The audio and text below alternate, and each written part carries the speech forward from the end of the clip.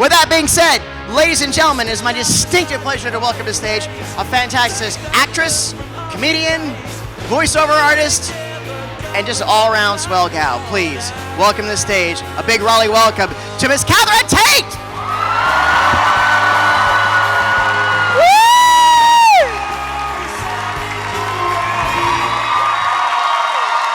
Hello.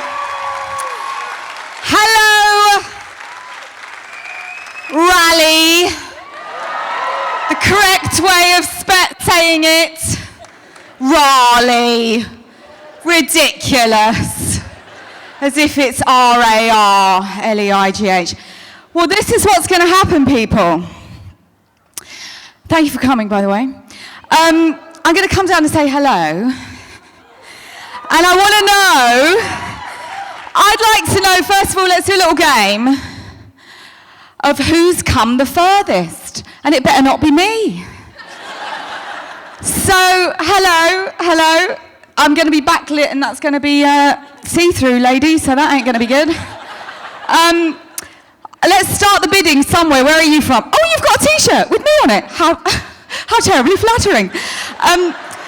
It's a good day already. Where are you from? I'm from Raleigh. You're from Raleigh. You obviously haven't quite understood the rules of this game. Anyone from further away than Raleigh? Oh, a lot of people. Good. Where are you from, madam? From Florida. From Florida. Any bidders higher than Florida? Oh, look. Yeah, go on. Oxford. Oh, Oxford! Ooh! Suck it, Florida. So you've come slightly further away than me, haven't you? That's quite annoying. Oh, there's no more. Who else? Anyone else? Over there, you're going to have to shout. Oh, Yorkshire! That's somewhere else in Great Britain. Again, further away than me. Very annoying. No one else? No one else? Where? London? Oh, Dublin. Look, has no one from America come apart from Florida and Raleigh? Is this an international... Yes, hello! People are chastising her. She put her hand up and her family have gone, Emily?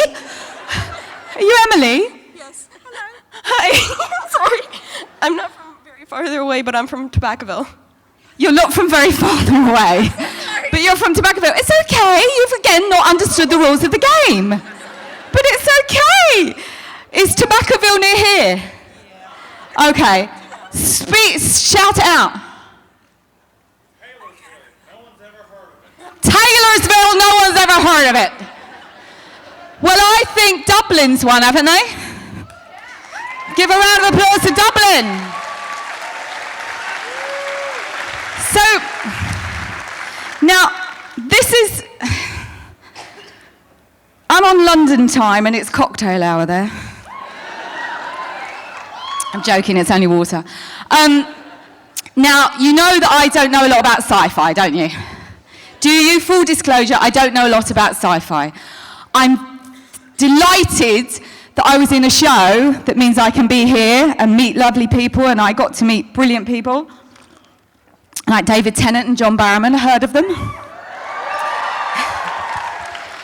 But if you ask a technical question about sci-fi, I will have to default to my answer, which is a routine about cheese.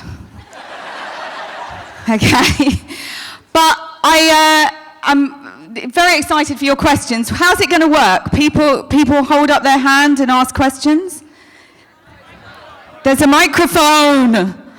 There's a microphone. So what, you come up to the microphone? That's a bit boring. Why don't you all come up on stage and ask the questions?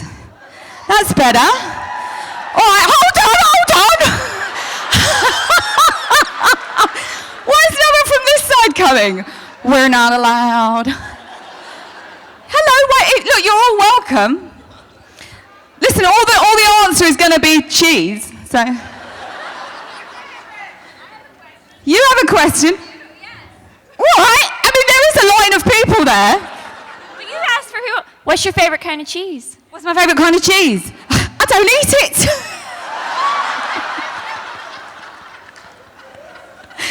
Do you know, I'll tell you a thing about cheese. No, actually I won't. I don't want the cheese lobbyists going after me. No, I'm going to say goat.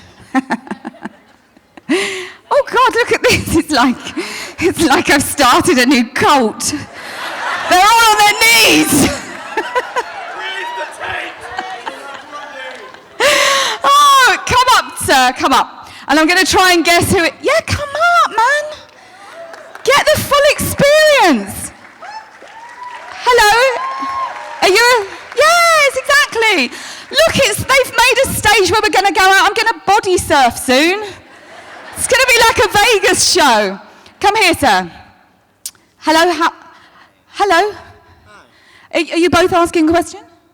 Yes. Okay, because he was first. Oh, let him go first then. I mean, we do have rules in this new world I've started. Thank you. What's your name? What's your name? Justin. Justin. Are you one of the doctors? I am. Yes, see? Oh, I've done my research. I don't know which one. That's okay.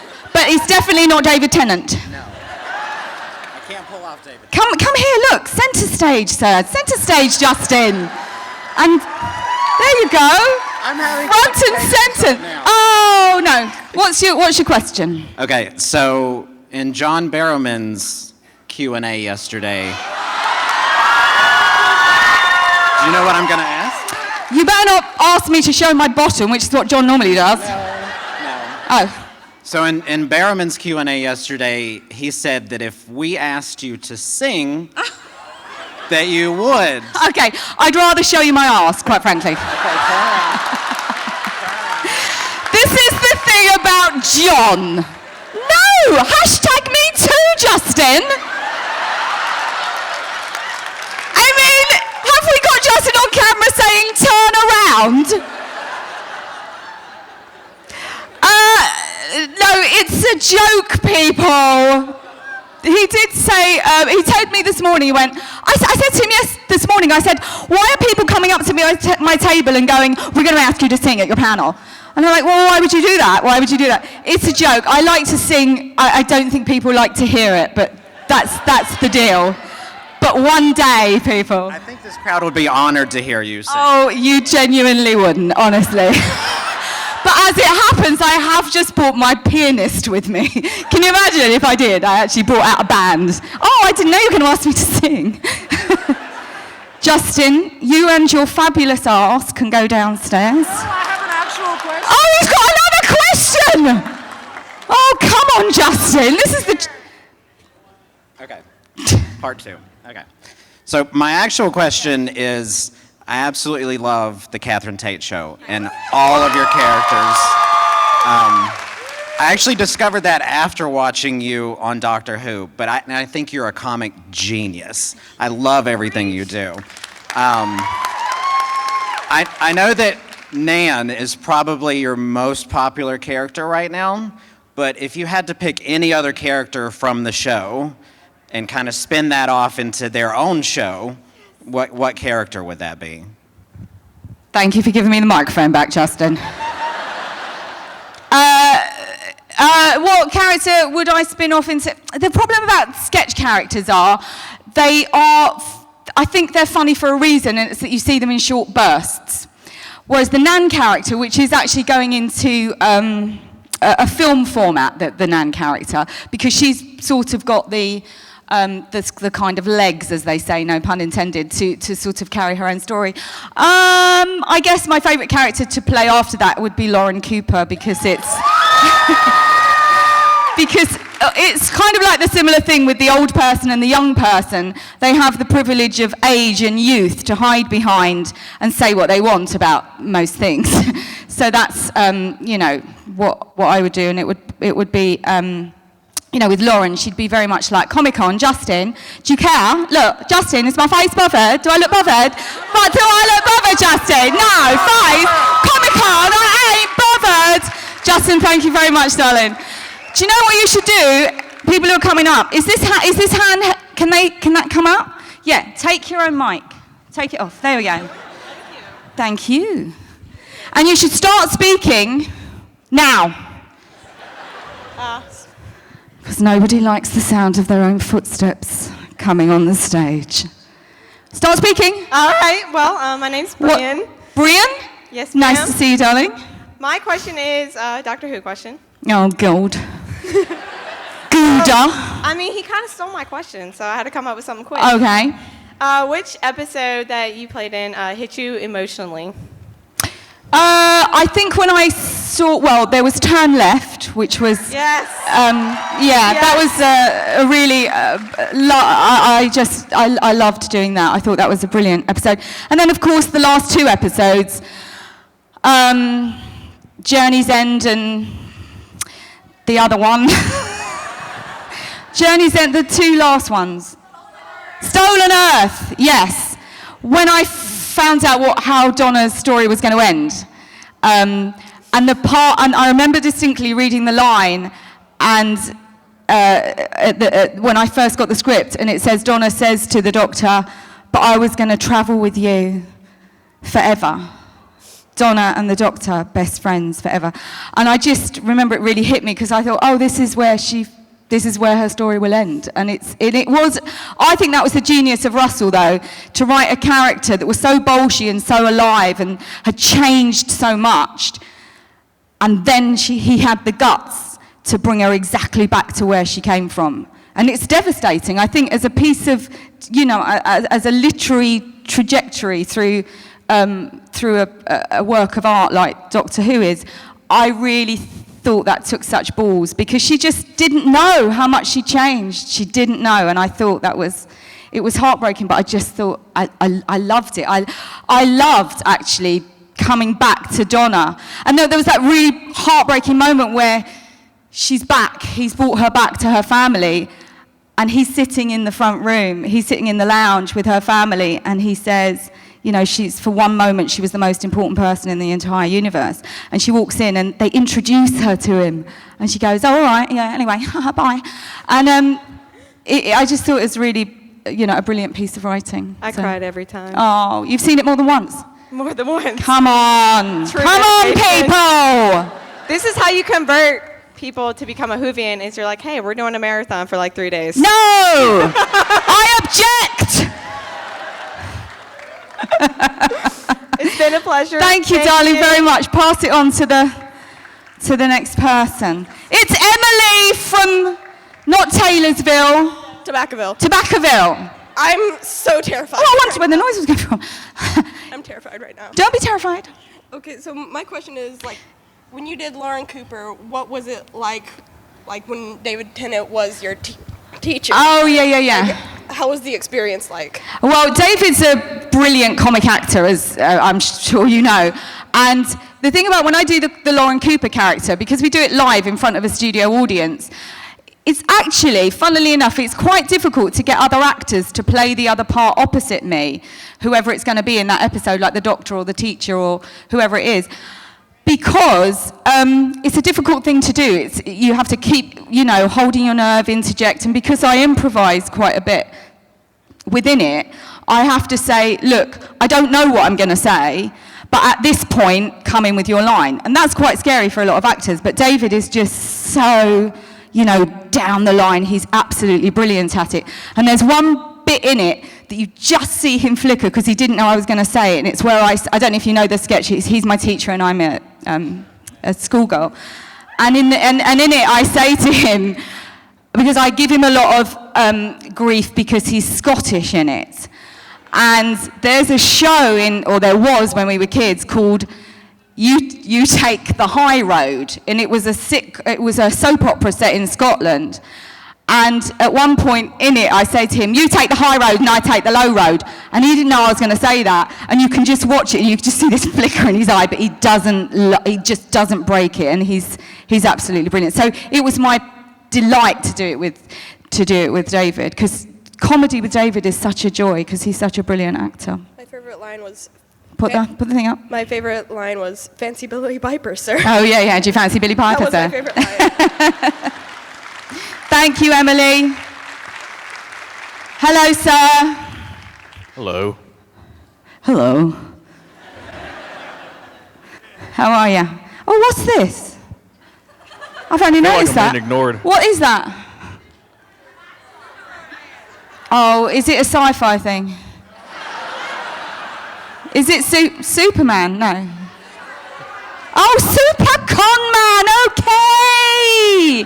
We're not all as observant as you are. It's not like it was obvious or anything.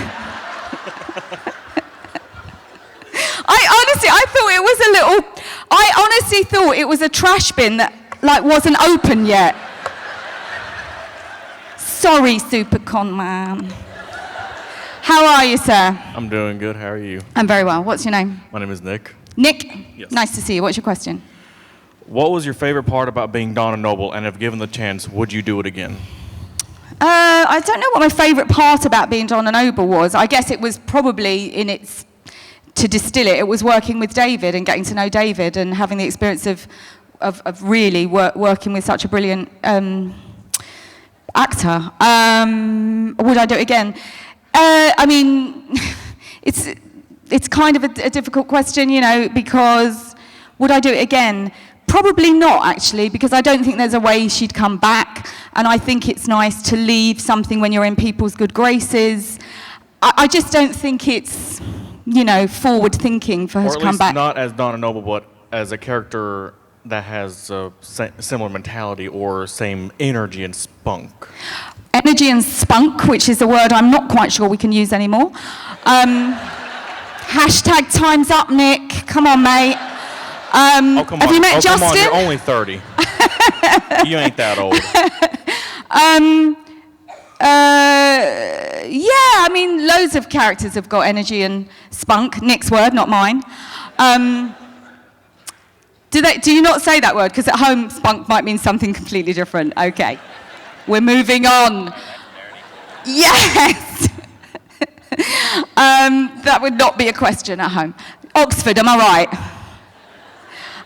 Save that one for Barrowman. Save that one for Barrowman, indeed.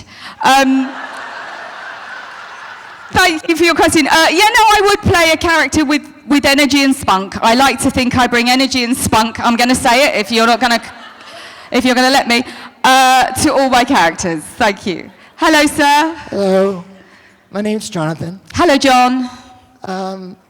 I'm a big fan of the Catherine Tate show. Thank you very much. Come into the centre, John. Let's use this stage they've built specifically for me and you.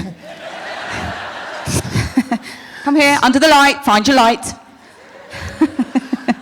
I know you've been asked this question 1,000 times, but Let's hear it again. my favorite character is Nan. Thank And you. Do you have a favorite skit or a favorite Nan skit that you're very proud of on the show?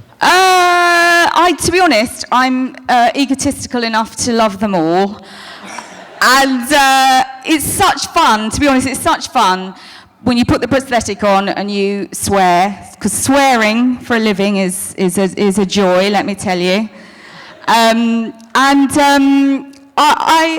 me think. I have done a sketch with Nan with David that was good fun. Yeah. That was really good fun. That was And- my favorite scene of the Oh, it show. was. Yeah, no, that was a good one. It was called Nan's Christmas Carol. Yes. And that was good because we took Dickens' story, A Christmas Carol, with the main character of Scrooge, and I made my Nan character the Scrooge character. So she was visited by the ghosts of Christmas past, present, and future, and I think David was the ghost of Christmas present, maybe. Yeah. So that was a great one. I would love to see you redo the character in a Christmas show. Oh, well, it's going to come in film version, so that'll be good. And if you want to, you can come to Australia and watch me do it live. Oh, thank you. And I will question your commitment if I don't see you in Melbourne. Hello, darling. Hello. A fellow ginger. Yes. That's right, Raleigh. This is the only other ginger person I've seen. What, have you got a door policy or something? How are you, darling? What's your name? I'm Kayla Hello. from Taylorsville. Taylorsville's getting an outing today, isn't it? Come up the ramp. Your best catwalk walk. Well, I have a Doctor Who question. Okay. What was your take on Silence in the Library? To be quiet. My take on it, what do you mean? You mean did I interpret it? Because don't ask me questions about what it meant. What did it feel like emotionally to you? Yeah, the thing about Silence in the Library, which was my favourite thing about that episode, it was a double episode, don't worry, I've done my research, is that you saw in it the life that Donna could have had. And you saw her very quickly meet the man of her dreams and have her twins and have her life. And then it was taken away from her. And again, it's, all the way through Donna's story, she gets this and everything gets taken away. And that was another glimpse of something that Donna could have had. And I remember speaking to Russell about that and saying, why didn't you let Donna end up with that guy? And he was like, I was trying to do it, but I was thinking it wouldn't work because it was a parallel universe. And I was like, all right, stop, you've lost me. But my take on Silence in the Library is that's what I remember of another tragedy of Donna, because she lost again what she could have had. And she had a perfect life that was taken away from her. Don't fall off the edge because I'll be liable. Thank you, darling. Nice to see you. Thank you. When we're finishing, get up to the next person should be standing up. I mean, this cult isn't going to last if we don't have rules. How's it going? Good, darling. How are you? I'm great. I'm better now. Better now. We're in front center stage. Yes, ma'am. Don't call me ma'am, ever. Do you know I don't go into shops that call me ma'am? Well, I don't go back into them. Ma'am, forget it. You've just lost my business. I'm Miss till I'm 60. Works for me. My question is, I on, thought that your Royal Variety performance was one of the ballsiest things I had ever seen, because you're just calling out the Queen and the royal family. Yes, and that went down well, I can assure you. It was just one of the most badass things I had ever seen. Thank you. So my question is, leading up to it, what was the environment night like in terms of, were you nervous? Were your two other actor companions nervous? I mean, that had to be a scary thing to broach. For anyone who doesn't know, what happens in Great Britain is we have a thing called the Royal Variety performance, where you are invited to, it's a bit like, in the old days, you have to go entertain the court. You are invited to be in a show where the Queen attends, and, all big, singers and everyone come. And I was asked to go, and I said, oh, okay, I'll go as my character, Lauren Cooper. And, the Queen is sitting in a box. It's an absolutely massive theatre. And it was the first time that anyone had ever acknowledged the Queen from stage in a comedy way. I mean, everyone kind of references it, but it was the first time they ever took a cutaway of the Queen during it on camera. And all I was saying was, I was asking her if she was bothered, right? The Queen. So I wasn't nervous before, because I don't suffer from nerves. So I wouldn't be able to do what I do. I think if I suffer from nerves, I know some people who do, and it must be debilitating, and my heart goes out to them. But I don't know whether I've just not got that thing in my brain, or I don't know, but I don't suffer from nerves. I probably should suffer from nerves, because if I suffered from nerves, I might think, oh, should I ask the Queen if she's bothered? But you have to go through everything with the lawyers and stuff like that. Anyway, what happened on the night was, it was on a knife's edge. And actually, I stayed on the right side of the knife's edge.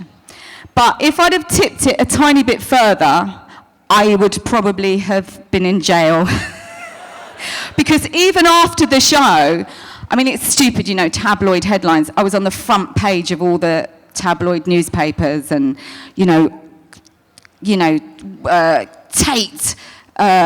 Tate angers palace. And of course I didn't, because the Queen spoke to me afterwards, and she said to me, well, it was certainly a variety show, wasn't it? So I'll take that as a win. But thank you for your question. Thank you so much. yeah, if I was ever asked to perform in front of the Queen again, I'd probably, I don't know, probably wouldn't reference her. But it was funny. Oh, it was so funny. But obviously, the Queen's got a great sense of humour. Hello, darling, how are you? Good. My question is about Partners in Crime. Yep. That episode with the banter in between y'all going back Oh, and forth yeah. with David Tennant. That's one of my favorite episodes. Oh, thank you. I just love the energy of that one. And oh man, that's just one of my favorites. That's pretty much, that was part of it, and I already forgot the second question I was going to Okay. Well, let me ask it for you. I was just wondering though, did y'all do more improv or more scripting during the Oh, it was all episode? scripted. All scripted. Everything I was didn't know scripted. about the comedy and part of it when y'all The were only, shouting the only back. thing that wasn't scripted was is Partners in Crime the bit where the first one? That's the one when they were like in between shouting across. Yeah. So the Partners in Crime was the only thing where all it said in the script was, because Donna had been trying to meet the doctor, she'd been trying to find him again, and then they find themselves in the adipose office. And she sees him, and all it says is in the script was, she sees him through the glass and he sees her. That's all it said. That's what, yeah, that's. So I said to the director, when we were getting there, and I remember it was a night shoot, we were all on night shoots, and it was like 3 o'clock in the morning. And so I said to the director, so when we get to this bit, what are we going to do? What are we going to do? Presumably you've got, a big beat sheet of all things me and David are going to do together. Yeah, that's what I was wondering about. And he went, no, we just thought you'd make it up. And that's what... Yeah, because that's what I had to do. So well. Oh yeah, and we just, David didn't know what I was going to do. I didn't know what he was going to do, and we just literally did it on one take. Yeah, I was wondering how many takes that would take. Yeah, I think we probably only did it on one take because you want it to have that element of spontaneity. Yeah, I like that part about it. Yeah, and that's what it was. Yeah, it just said, yeah, they see each other through the glass. Thanks very much. Thank you. Thank you, darling.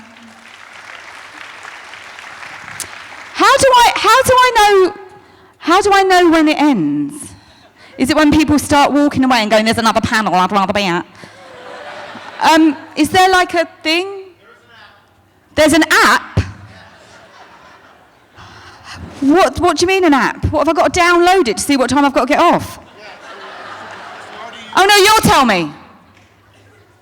Will you make it clear, like there? Like give me 5. Not a high five. Where are you? Oh, there you are. Hello, darling. Hello. How are you today? I'm good, thank you. Good. My name's Pagan. It's wonderful to meet you. Thank you. Donna is actually my favorite companion from Doctor Who. Thank you. Of all time, for sure. Thank you. She's so strong and she's been through so much. And my question is, what do you think is the most important thing that people can kind of take away from her character and the things that she's been through? The most important thing you can take away from Donna's character is don't lose your bloody memory, that's for sure. Don't hang around with a Time Lord.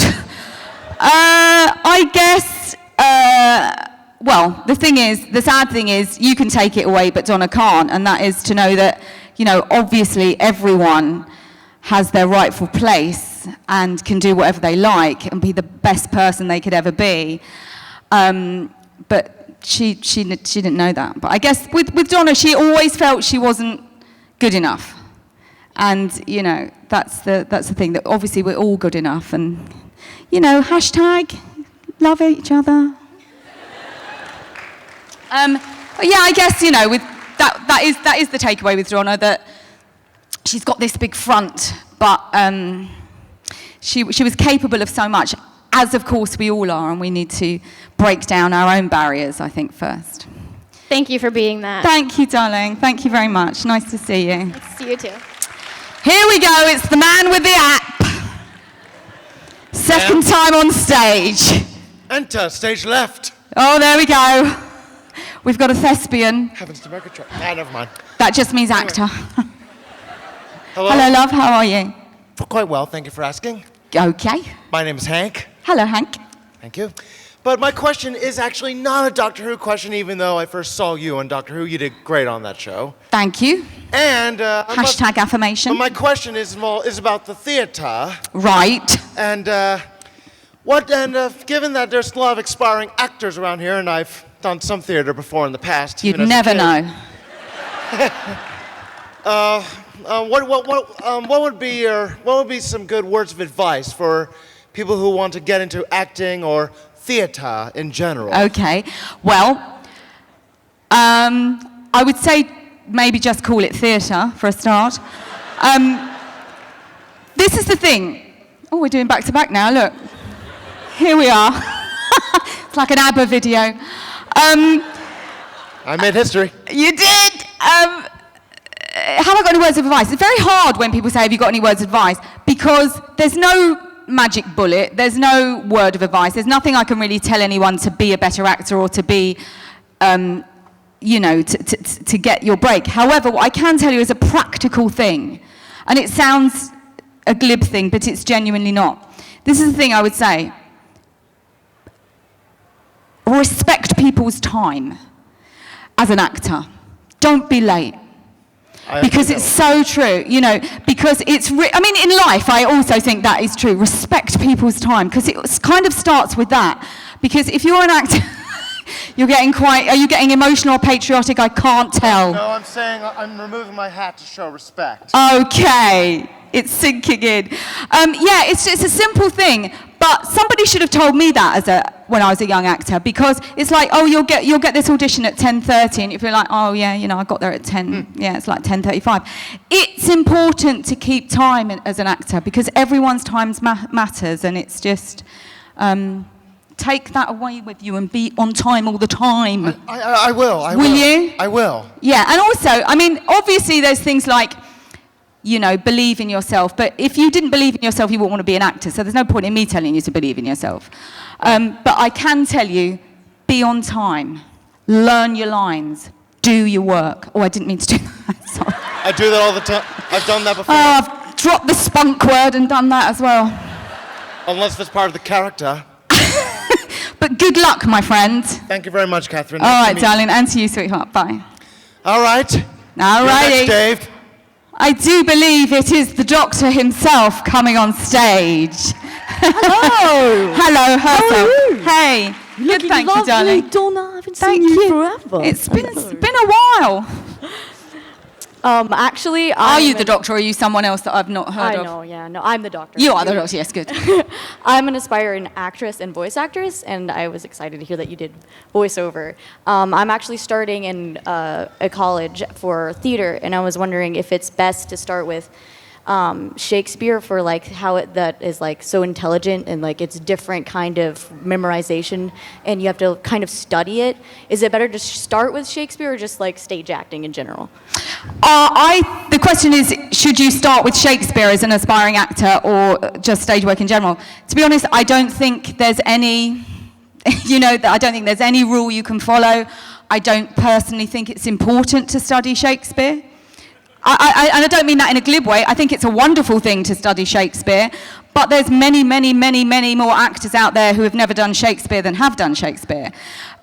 But it's a fantastic grounding, and it's a wonderful thing. And as you say, it's the way it's written requires a lot more technique to learn it. But I would say if you are interested in Shakespeare, absolutely go for it. But I don't feel anyone should be under any pressure to learn it or anything. Did you like doing Shakespeare better, or did you like doing regular acting? That's the thing. Shakespeare and acting are the same thing. You know what I mean? I think people put into their head, well, it's Shakespearean acting and then there's regular acting. There's not. It's just acting, because you don't need to act in a certain way to do Shakespeare, because at the time he was just the soap writer of his time. He was just a populist writer. And people, I think, forget that. So I like doing both.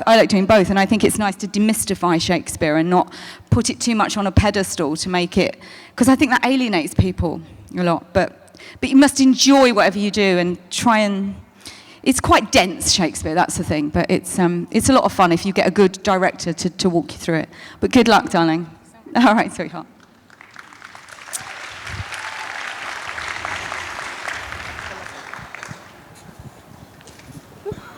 Hi. Hello. I'm Cassie. Nice to meet you. Nice to meet you too, Awesome. darling. Thank you. So my question is actually going to go back to your Catherine Tate show. Okay. A lot to do with Lauren because she's like the greatest in my opinion. What was your inspiration for Lauren? Like, where'd you get the idea to do it that way that you do? Oh, that was me when I was a kid. In fact, when the show first came out, my old drama teacher got in touch with me and she said, wow, that brings back some memories. And I think it was just, also I was aware that at the time, which I think is just part of, it's just part of the culture now. But what happens at home is we kind of get the American influences about 10 to 15 years later. Right, so at the time when I started doing my show, I was just becoming aware that young kids were doing this quite American thing of going up at the end of a sentence so that, everything is a question. Even when it's not, even when it's not, And so kids were doing it at the time. So it was like, it would be like, I'm going to dinner now. I'm going to bed now. And it's like, well, that's not a question. But everything was going up at the end of it. And so I wanted to incorporate that kind of thing into it. And that's how it kind of came around. Even though am I bothered is in fact a question. I just sort of thought, oh, these people are walking among us. And are still there. And the thing about the Lauren character is, I had no idea. You have no idea, especially as a comedian, you have no idea, and you're actually not really in control of whether anything's successful, because all you can do is put stuff out there and hope people like it. What I never in a million years thought would happen was that "Am I bothered" would become some sort of catchphrase, because I had no idea it was going to, and I certainly didn't write it like that. But it was, people started repeating it, and it became this thing. So much so that the word "bothered" is now an entry as a legitimate word in the Oxford English Dictionary. And it became, I made a word, which was like, that's ridiculous. But the thing is, if you sat down and tried to do that, you probably couldn't do it, because it's just by, by serendipity it happens. You're not really in control of it. And it was the public that made "Am I bothered" a catchphrase. It wasn't me, and it was. But it was loosely based on me and my belligerent teenage self. Wow. Thank you. I was not expecting that. Thank you so much. Oh, you're welcome, darling. No problem. Thank you. Right. Oh, absolutely. A round of applause. Hello. Hi. My name is Kim. Hello. Hello. So I run a theater program at a community college. So it's a 2-year college. So students study theater with me. I'll use mine. And thank you. So they study 2 years with me and then go to university after that. So I was wondering if you could talk a little bit about your training as an actor, and maybe, I don't know, they've already asked some theater questions, but just generally what your training was like before you started out in the professional world. Sure. Well, I was a very bad student. And I got, do you have the word expelled? Yeah. Yes, I was sent away. And the thing about it is, my training, although I had a great laugh, this may not be the answer you want, but it's the truth. I'm a terrible example of someone who's had a modicum of success, because, it's like I can't go into schools and say, hey, listen, work hard, get your exams, keep your head down, because I got expelled from 4 schools. I didn't go to university. I did go to drama college, got expelled from there. Left to become a stand-up comedian. Came away with no exams, and it all worked out. So that's definitely not the answer you were looking for. That's okay. But what what I found useful about my training was it made me realise I wanted to be a comedian, because I found myself, even though I knew before I went in I wanted to do comedy, at one point one of my teachers said, I think you need to leave because there's nothing here we can teach you.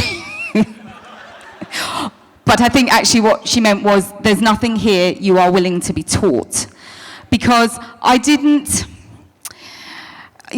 do well in a structured environment. I didn't respond well to authority. It's the same kind of thing of not having nerves when I go to perform. I don't have a lot of fear. So I didn't have a lot of fear of teachers, which is why my character Lauren came about. I would stand up and say to teachers as a kid, I don't care. I don't care though.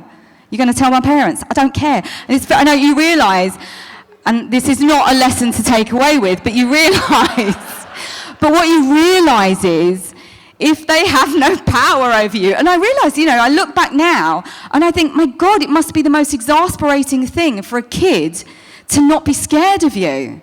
Because that's all they had, is sort of power over me. I was like, I don't care.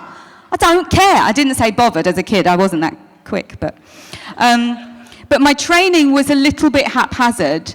But what I realised I loved being on the stage, because when you go to drama college, they don't teach you film or TV. It's all about the stage, and I loved being on stage. And I realised I felt at home there, and even now to this day, as much as my career really got launched through TV, my home feels like it's in the theatre, because that's what I would always go back to, because I love doing theatre work, and so much so that I've made a theatre version of my TV show that is touring around Australia and New Zealand, and it did go through England, Great Britain, and it's coming into the West End, and I just love doing all that in front of the live audience. And I think that's what my training taught me, was how much I love an audience, but I didn't respond very well to the actual training part of it. That's okay. There are many paths to careers. There are indeed. Yes. And there's many people who will do very well wanting to learn. But what I found most is I learnt more from the other students. You learn more from watching other people act and trying out stuff. And I also learnt to try out stuff. You have to also learn a massive lesson when you're starting out. And that is, until you learn to fail, you won't know how to succeed. And as a stand-up comedian as well, someone told me that, yes, give that a round of applause, people. We have to fail. You mustn't be scared of failure in anything we do, because you will never, ever break the fear of it if you don't learn to fail. And it's okay to fail. Failing means you tried. Do you know what I mean? And that's more than a lot of people, And the brilliant advice I got when I was starting out as a stand-up, and that was someone who at the time had much more experience than I had, and that is, they said, and I think this is true in most parts of life, you learn far more from your bad gigs than you do your good ones.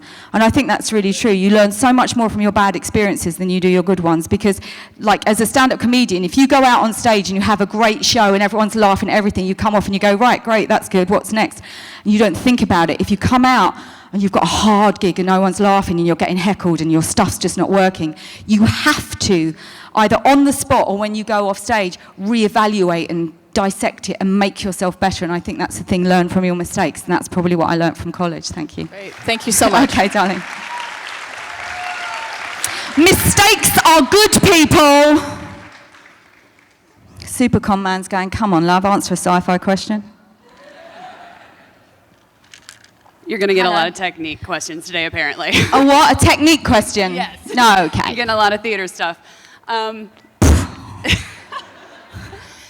So, Catherine Tate show, one of my favorites. Thank you. I love how you create such unique character bodies for each of your people in that show. And I was just wondering, do you have a process for that, or is it just like it comes to you? No process, lady. And the word is process. Do you know what? I wish I could answer your questions with a modicum of, competence.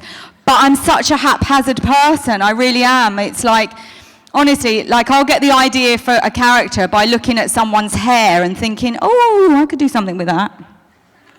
So there really isn't a process. Well, I suppose there's a process in the sense that there's no process, but I don't. No, they just literally sort of come to me.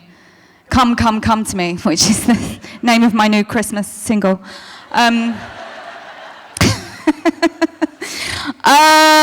Is there a process? No, there's not. What do? I sort of, well, I steal from people's personalities.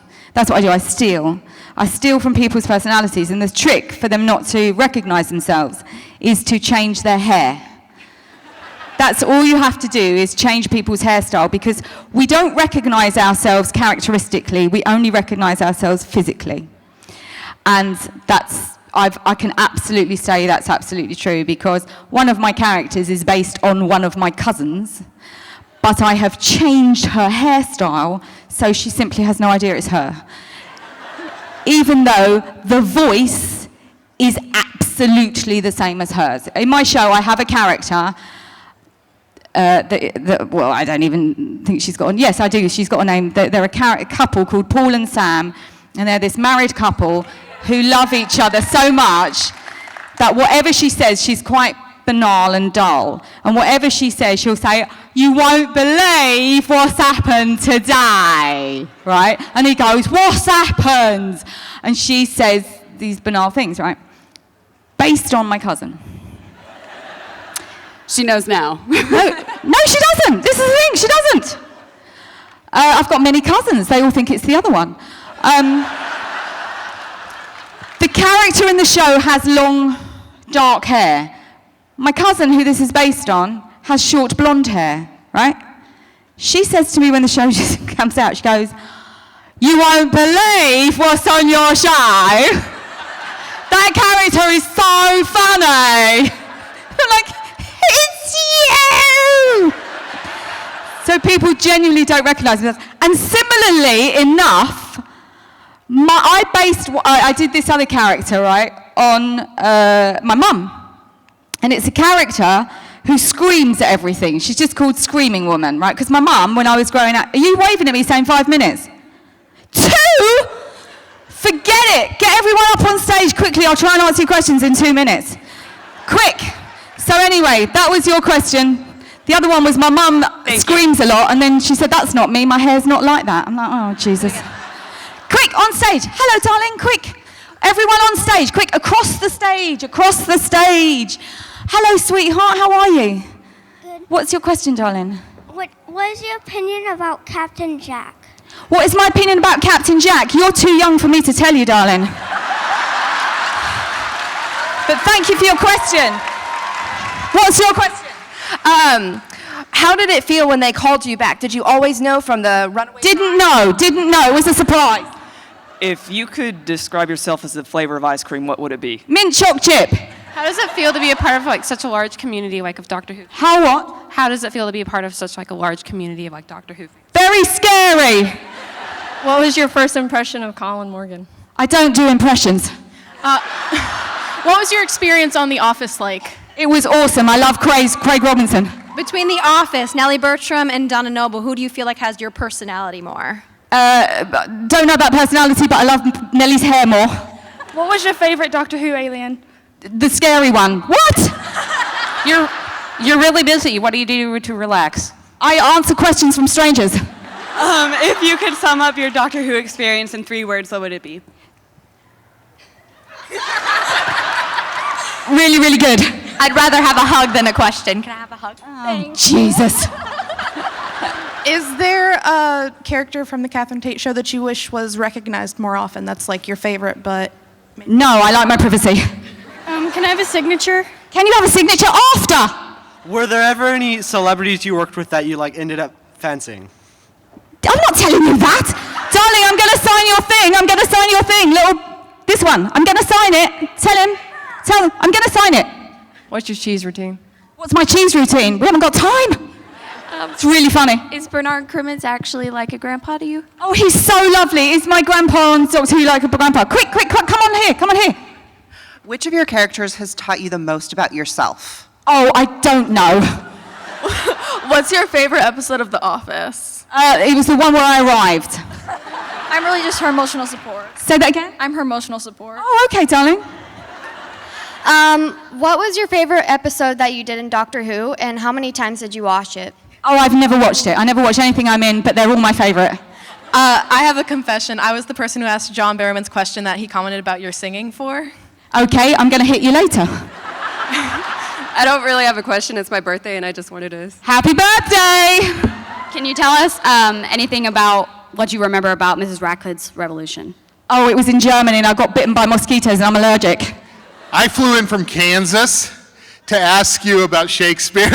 I love your Much Ado About Nothing. What is a role that you would like to do that you haven't done in Shakespeare yet? I'm so sorry. I'm superstitious. I don't like to talk about things that I'm yet to do. But you understand. Kansas, me and you. And the last one, very quick. Are you willing to do the Supercon selfie with us now? What's that? But yes. All right, everybody. Miss Catherine Tate, ladies and Thank you, gentlemen, people.